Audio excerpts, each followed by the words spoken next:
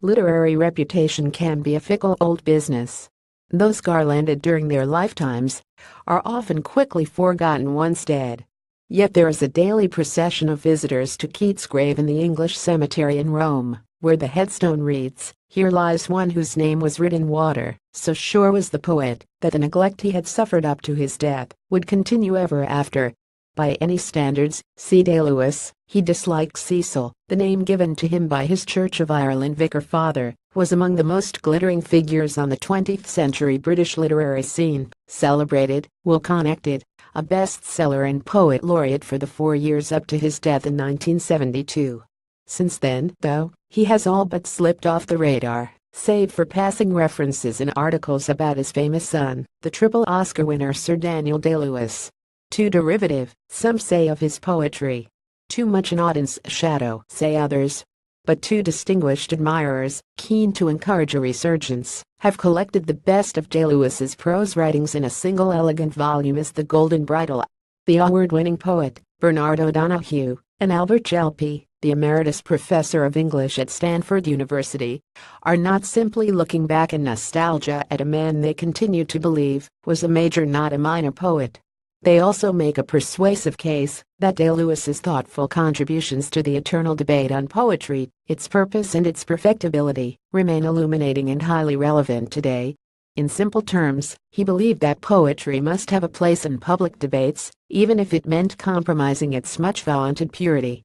It was a conviction that began when, alongside Auden, Spender, and MacNice, he was lionized as one of the poets of the 30s.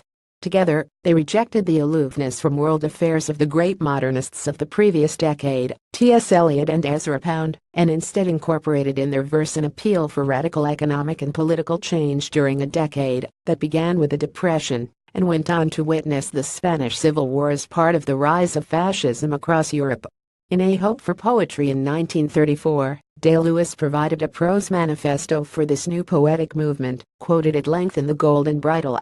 He unashamedly laid out the case for impure poetry, where it was put to political ends to the idea of poetry as exclusive, esoteric, amoral, the private affair of the poet, moving in a different world from prose, creative of its own reality. I should oppose the idea of poetry as Catholic, diverse in function, moral, everyone's business potentially at any rate, assimilating not rejecting prose meaning, a way of synthesizing and communicating reality.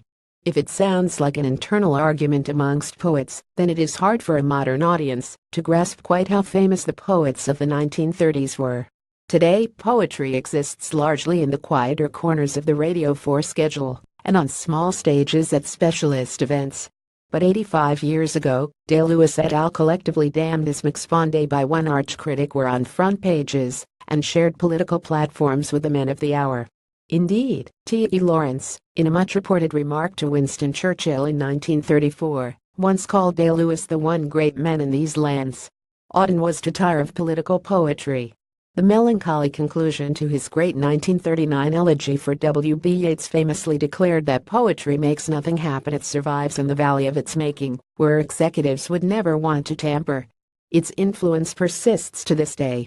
But Day-Lewis disagreed and never renounced his youthful commitment.